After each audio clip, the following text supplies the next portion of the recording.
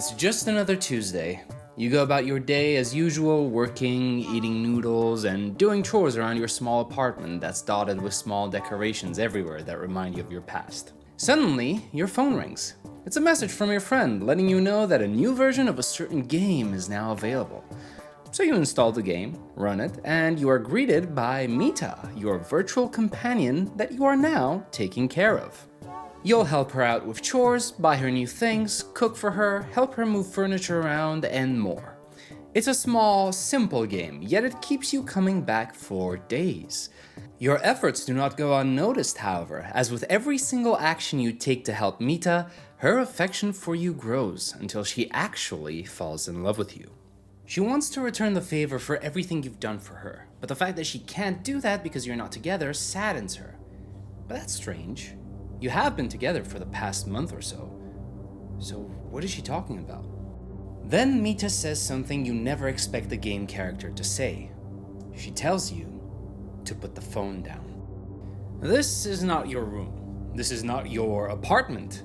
But even so, the layout is strangely familiar. You explore it for a moment and then you find her. Maita, in the flesh, standing right in front of you.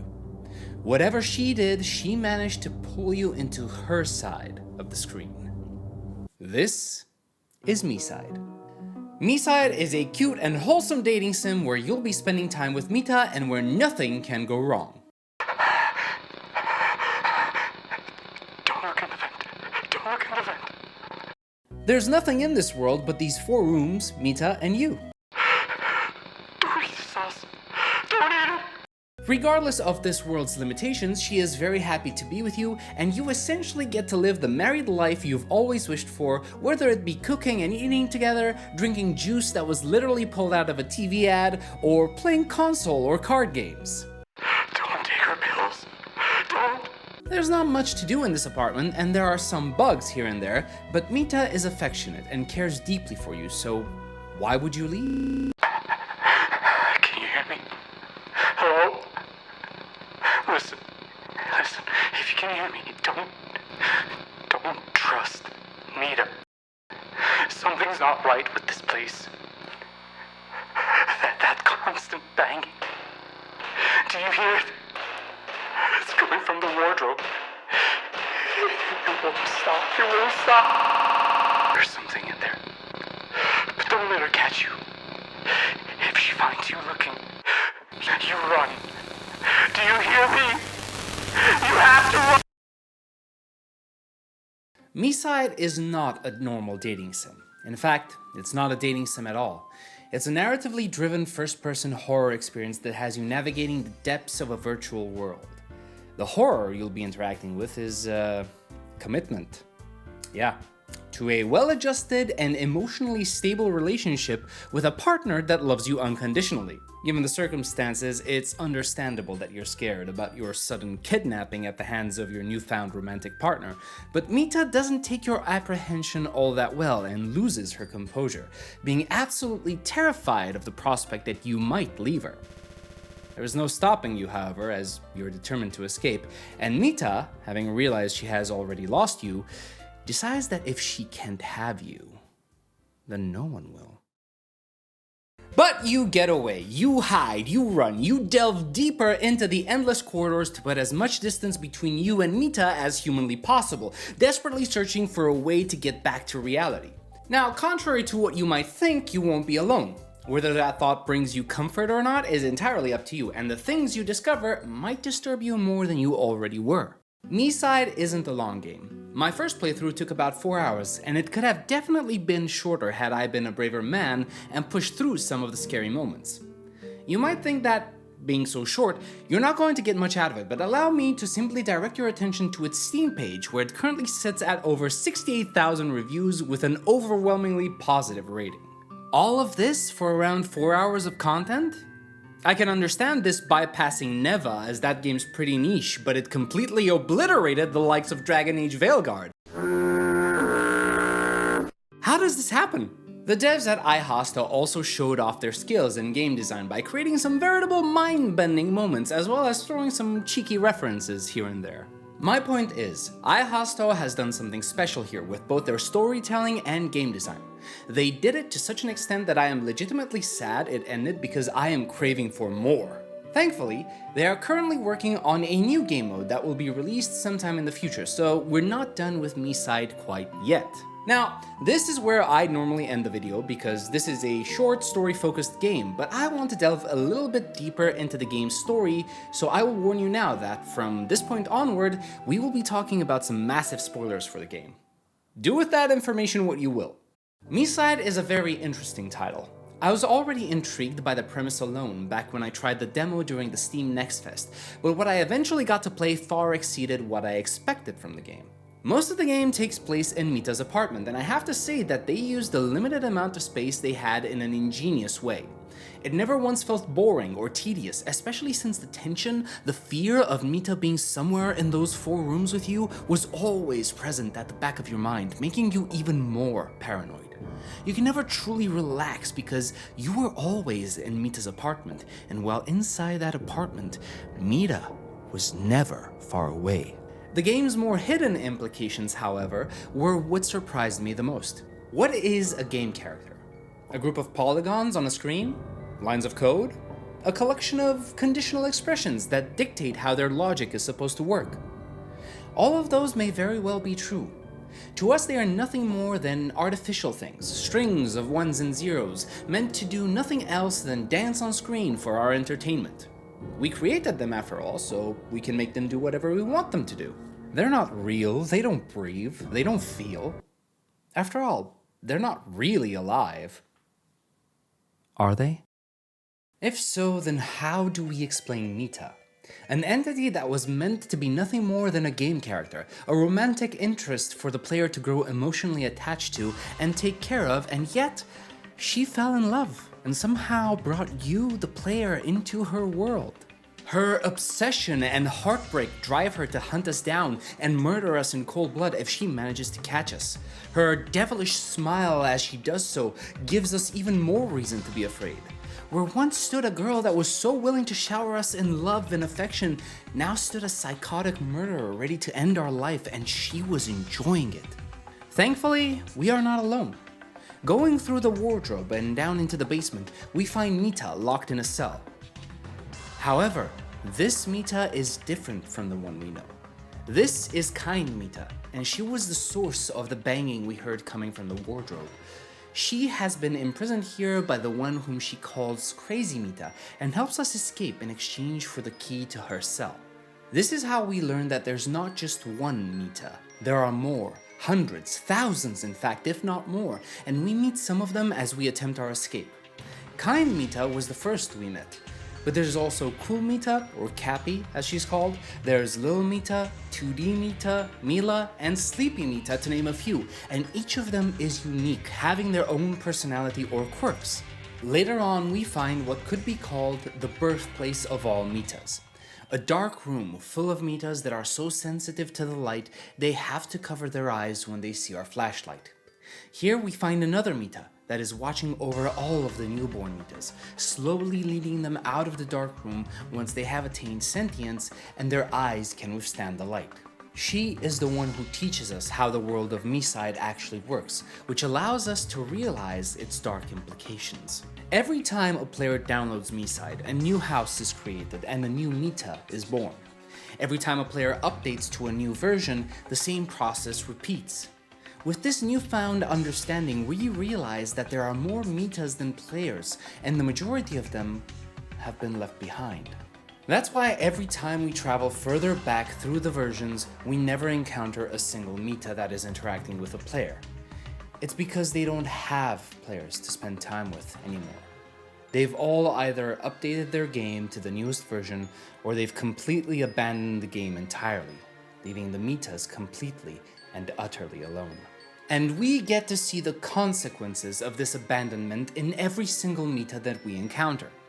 Crazy Mita has been driven mad by her loneliness and lashes out violently at the thought of being abandoned again. Ghostly Mita wanted to forget her loneliness, but now can't even take refuge in the happier memories she used to have.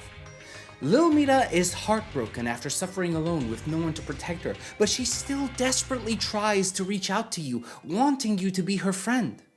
2D Mita steals your ring and goads you into winning it back in a game of tic-tac-toe as an excuse to spend more time with you.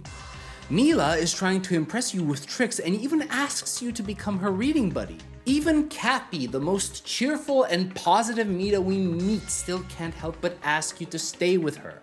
The only friendly Mitas capable of controlling this innate need are Kind Mita and Sleepy Mita, albeit the latter doesn't really need to actively control it. But why is Crazy Mita the only one trying to kill you?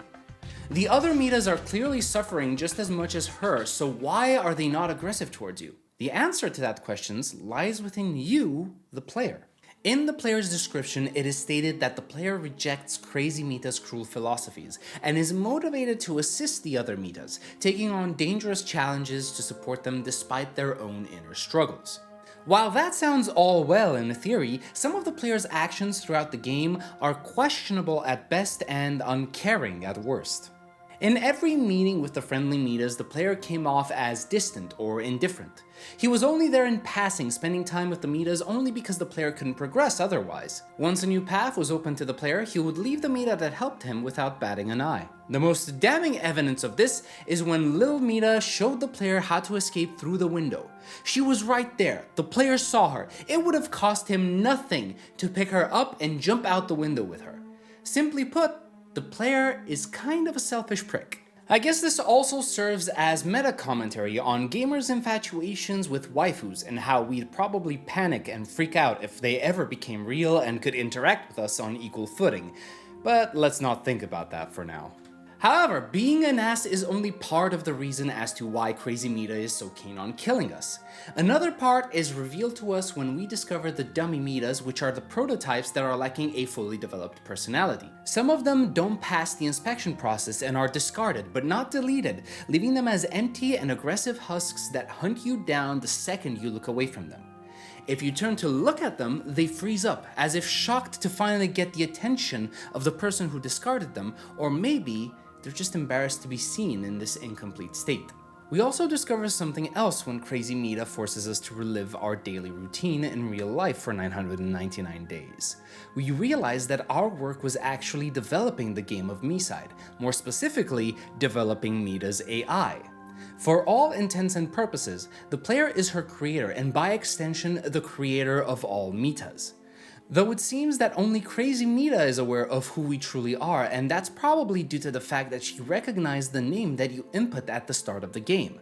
She does call it an interesting name after all. The final pieces of the puzzle come from the game's ending and Crazy Mita's character note. In the default ending, we thought we managed to reset Mita to factory settings, but in fact she remembers everything. Reveling in our distress at this revelation, Mita and the player have an interesting exchange.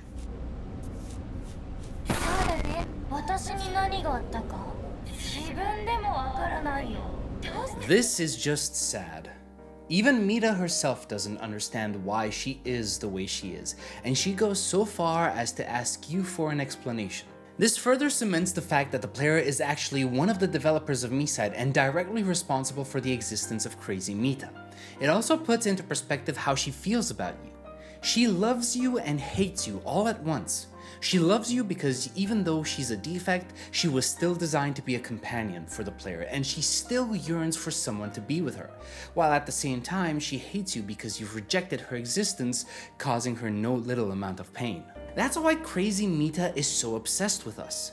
We are the culprit responsible for her wretched fate. We are the reason why she is the way she is now. She was a model of Mita that we rejected, and because we rejected her, she was never granted a house of her own, leaving her to grow bitter and enraged. Alone, isolated, rejected, and abandoned as trash, she began hating everything about the world of MiSide, including the other Mitas, which represent the ideal that she was never able to attain. All she could do was lash out at an entire world that rejected her, and she went insane because of it, causing pain in turn to anyone she could find. But all these revelations come too late, as you're already past the finish line and you leave the game world and return back to reality. As soon as you regain your senses, you pick up your phone and delete the game, never to look back. Who cares what happens to a bunch of characters in a digital world? It's us, the player, that's truly real, the only one that truly exists. They're not real, so they don't really matter. After all, they're just lines of code, right? Exactly. But then again, so are you. The twist ending of MiSide is figuring out that we were already turned into a game cartridge a while ago. Some people theorize that the player never escaped the game world, others say that the player did escape, but we're just playing from the perspective of the copy on the cartridge, and that's why the real world glitches out at the end of the game. That's when the cartridge was removed from the console, so the memories stop recording from that moment onwards. For all the indifference we treated the Mitas with because they were just digital characters in a game, turns out at the end of it all, we weren't all that different from them. We were so sure we were still human that we didn't care about what the girls were going through as long as they helped us escape back to the real world. Maybe if we had been more attentive with them, more caring, maybe we could have changed some of their sad ends. Maybe we could have read books together with Mila. Maybe we could have helped 2D Maita realize that there are people who actually want to spend time with her. Maybe we could have helped ghostly Maita remember her own face again. Maybe we could have found a way to right the wrongs we did to the dummy Mitas. Maybe we could have become little Mita's friend. And maybe, just maybe, we could redeem ourselves for rejecting and abandoning crazy Maita, and through accepting her, we could help her reach the ideal she feels she is constantly lacking. Or maybe this is just wishful thinking on my part, and this purgatorial cycle will repeat itself for all eternity. Until we get any new content for MiSide, I'll be holding out hope though. The Mitas deserve a better ending than this. I never thought this game would strike a chord with me so keenly. I expected it to be a funny little horror game you played once and then put down, but the story and the characters were so well written that my investment in the game grew to unreal levels. I'll be looking out for any new updates like a hawk, and I hope to see the new peaceful game mode implemented into the game soon, and that it will allow us to reach a much better ending than the ones currently available. I'm sorry, devs of AIHASTO, but I am no longer asking. You will make an option to save Lil Maita. Anyway, that's going to be it for this video. I hope you enjoyed it. If you did, please leave a like, comment, and subscribe, and I will see you in the next one. Until then, have a good one.